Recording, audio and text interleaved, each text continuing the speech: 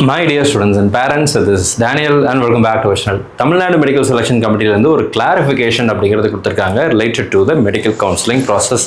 இந்த ஆன்லைன் அப்ளிகேஷன்ல ஒரு சில இந்த ப்ராஸ்பெக்டஸ்ல ஒரு சில முக்கியமான விஷயங்களை பத்தின ஒரு தெளிவை இப்போ அவங்க கொடுத்திருக்காங்க பாருங்க. Kind attention to the candidates for certain clarifications issued UG medical and dental admission அப்படிங்கிறத போட்டிருக்காங்க. இந்த PDFல வந்து என்னென்ன விஷயங்கள் போட்டிருக்காங்க அப்படிங்கிறத எக்ஸ்பிளைன் பண்றேன். இதுவரை நீங்கள் ஒருவேளை நம்ம சேனலை சப்ஸ்கிரைப் பண்ணாமல் இருந்தீங்க அப்படின்னா மறக்காம சேனலை சப்ஸ்கிரைப் பண்ணிக்கோங்க. அண்ட் கூடவே நோட்டிஃபிகேஷன் ஐக்கான் இருக்கும், அதையும் நீங்கள் ஆன் பண்ணி வச்சுக்கோங்க. அப்போ தான் நம்ம போடக்கூடிய வீடியோஸ் எல்லாம் உடனே உங்களுக்கு வந்து சேரும். ஒருவேளை நீங்கள் புதுசாக நம்ம சேனலில் பார்க்குறீங்க அப்படின்னா நீங்கள் கண்டிப்பாக நம்மளுடைய சேனலை சப்ஸ்கிரைப் பண்ணி வச்சுட்டு கடைசியில் எனக்கு முன்னாடி போட்ட வீடியோஸும் சரி அல்லது இதுக்கப்புறம் போடக்கூடிய வீடியோஸும் சரி அதெல்லாமே உங்களுக்கு கண்டிப்பாக பிரயோஜனமாக இருக்கும். So certain clarifications issued regarding UG medical counseling அப்படிங்கிறது கொடுத்துருக்காங்க. என்னென்னு சொல்லி கேட்டிங்கன்னா, based on the representations received from the students through telephonic enquiries, emails and personal representations, Tamil Nadu Medical Selection Committee issues the following clarifications. First thing என்னன்னு சொல்லி கேட்டிங்கன்னா, security deposit பற்றின ஒரு விஷயம் சொல்லியிருக்காங்க. Payment of security deposit for management quota for SC, SCA, ST candidates. Management கோட்டாக்கு SC, SCA, ST candidates apply பண்ணுறதா இருந்தால் செக்யூரிட்டி டெபாசிட் கட்டணமா வேண்டாமா, அதுக்குரிய கிளாரிஃபிகேஷன்.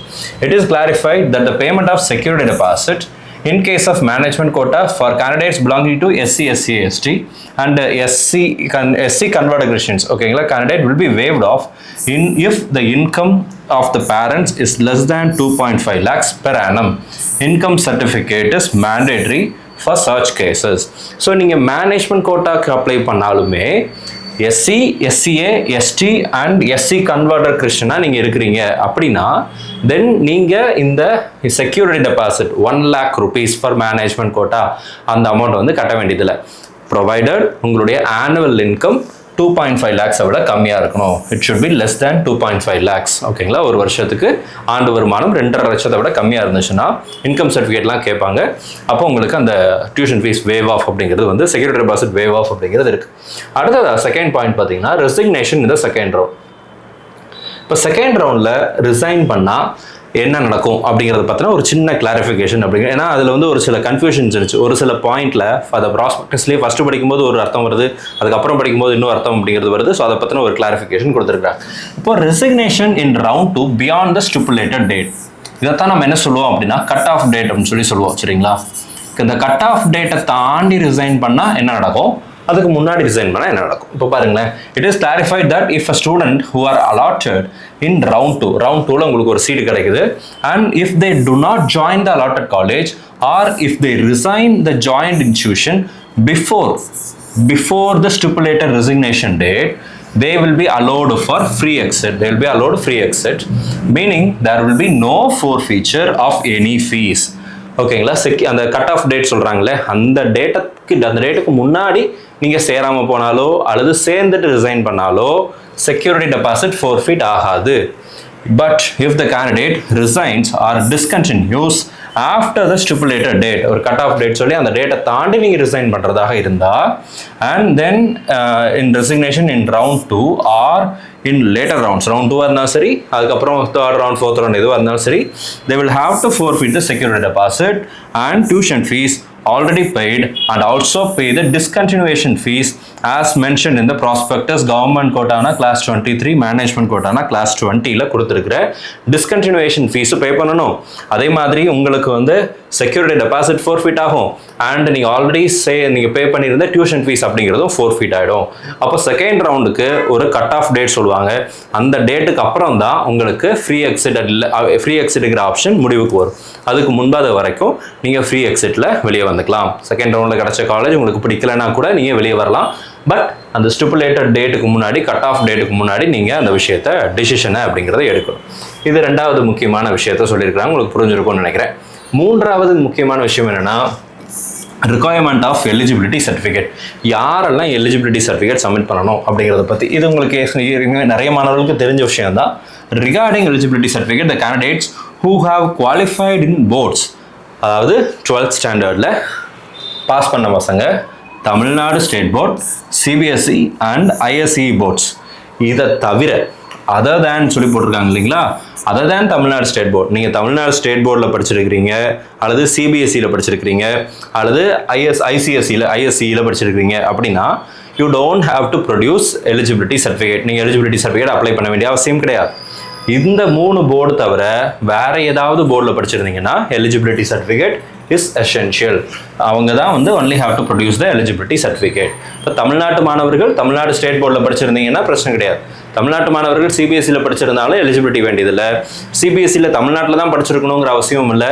நீங்கள் வேறு ஸ்டேட்டில் படிச்சிருந்தாலும் ஓகே தான். வெளிநாடுகளில் சிபிஎஸ்சியில் படிச்சிருந்தாலும் நீங்கள் எலிஜிபிலிட்டி சர்டிஃபிகேட் அப்படிங்கிறத அப்ளை பண்ண வேண்டியதில்லை. சிமிலர்லி ஐஎஸ்சியும் அதே மாதிரி தான்.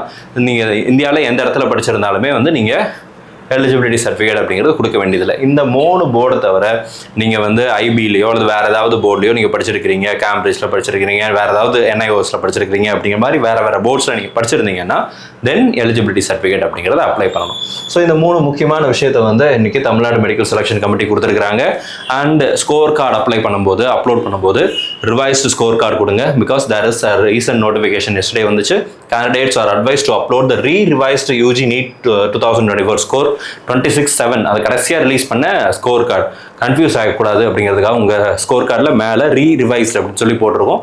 அதை தான் அப்ளை பண்ணியிருக்கோமா அப்படிங்கிறத பாருங்கள். நம்ம டெமோவில் அதை பற்றி கிளியராக சொல்லியிருக்கிறோம். அதே மாதிரி இன்னொரு நோட்டிஃபிகேஷன் கொடுத்துருந்தாங்க 7.5 ரிசர்வேஷனுக்கு பாருங்கள். இப்போது நீங்கள் வந்து as per the information received from the school of education department, candidates who have passed class 12 in 2023-24 இந்த வருஷம் 2023-24 அகாடமிக் இயரில் நீங்கள் 12th பாஸ் பண்ணியிருக்கிறீங்க அப்படின்னா who apply under 7.5 preferential quota for government school students need not attach bona fide certificate. நீங்கள் bona fide certificate attach பண்ண வேண்டியதில்லை அப்படிங்கிறத கிளாரிட்டி கொடுத்துருக்குறாங்க. And their eligibility will be checked with the school education department through EMIS data. EMIS நம்பர்னு சொல்லுவோம் இல்லையா, அந்த number நீங்கள் என்டர் பண்ணுற மாதிரி இருக்கும். அந்த EMIS டேட்டா வச்சு வெரிஃபை பண்ணியிருப்பாங்க. Candidates who have passed class 12 in previous academic years need to get bona fide certificate from the chief educational officer. 2023-24 மட்டும் தேவையில்லை. அதுக்கு முந்தைய வருஷங்களில் 7.5 ரிசர்வேஷனில் அப்ளை பண்ணுறதா இருந்தால் நீங்கள் சிஇஓட்ட, சீஃப் எஜுகேஷன், உங்கள் டிஸ்ட்ரிக்ட் சீஃப் எஜுகேஷனல் ஆஃபீஸர்கிட்ட சைன் வாங்கணும் அப்படிங்கிற அப்டேட் அப்படிங்கிறது வந்திருக்கு. இதையும் நீங்கள் செக் பண்ணி வச்சுக்கோங்க. அண்ட் அட்மிஷன் ப்ராசஸ் போயிட்டுருக்கு, அப்ளிகேஷன் ப்ராசஸ் போயிட்டுருக்கு. வருகிற 8ஆம் தேதி கடைசி நாளாக இருக்குது. இந்த ரிஜிஸ்ட்ரேஷன் ப்ராசஸ் பற்றி தெளிவாக நம்ம வந்து ஒரு டெமோ வீடியோ போட்டிருக்கிறோம். அண்ட் டவுட் சால்விங் செஷன்ஸும் கண்டக்ட் பண்ணோம். அந்த வீடியோஸ் எல்லாம் நீங்கள் பார்த்துருப்பீங்கன்னு நினைக்கிறேன். ஒருவேளை ஏதாவது சந்தேகங்கள் இருந்துச்சுன்னா இந்த லைவ் செஷனை ஒரு தடவை பாருங்கள். நியர்லி அபவுட் ஒரு 3 hours லைவ் அப்படிங்கிறது போட்டிருந்தோம். அந்த லைவில் நிறைய கேள்விகளுக்கு பதில் கொடுத்துருக்குறோம். நீங்கள் கேட்க வேண்டிய அல்லது உங்களுக்கு இருக்கக்கூடிய கேள்விகள் அங்கே யாராவது கேட்டிருப்பாங்க. கண்டிப்பாக அது வந்து உங்களுக்கு ஒரு ஆன்சர் அப்படிங்கிறது கொடுக்கும். இன்னும் ஒரு தெளிவு அப்படிங்கிறது உங்களுக்கு ஏற்படும். இந்த வீடியோவை இது வரைக்கும் நீங்கள் லைக் பண்ணல அப்படின்னா மறக்காம வீடியோ லைக் பண்ணிடுங்க. அட் சேம் டைம் சேனலில் ஒரு வேளை நீங்கள் சப்ஸ்கிரைப் பண்ணாமல் இருந்தீங்க அப்படின்னா மறக்காம சேனலை சப்ஸ்கிரைப் பண்ணிக்கோங்க. அண்ட் இது வரைக்கும் நீங்கள் நம்மளுடைய வாட்ஸ்அப் அண்ட் டெலிகிராம் சேனலில் ஜாயின் பண்ணாமல் இருந்தீங்க அப்படின்னா ஜாயின் பண்ணி வச்சுக்கோங்க. லிங்க் எல்லாம் கீழே டிஸ்கிரிப்ஷனில் கொடுத்துருக்கேன். There is a separate group for PWD candidates. அதே மாதிரி ஜென்ரல் அகாடமிக்கில் பார்ட்டிசிபேட் பண்ணக்கூடிய மாணவர்களுக்கு separate WhatsApp and Telegram channels இருக்குது. அங்கெல்லாம் உங்களை மாதிரி இருக்கக்கூடிய நிறைய மாணவர்களும் பெற்றோர்களும் இருக்கிறாங்க. உங்களுடைய சந்தேகங்களை நீங்கள் அங்கேயும் கேட்டு தெரிஞ்சுக்கலாம். All the very best and thank you so much. இந்த வீடியோவை உங்களுடைய நண்பர்கள் ஒருவருக்கும் ஷேர் பண்ணுங்கள். All the very best. நம்ம வீடியோ பார்க்கக்கூடிய மாணவர்கள் மற்றும் பெற்றோர்களுக்கு அவங்க விரும்பின மருத்துவக் கல்லூரிகள் கிடைக்கணும்னு சொல்லி உங்களுக்கு நானும் ப்ரே பண்ணிக்கிறேன். All the best and thank you so much.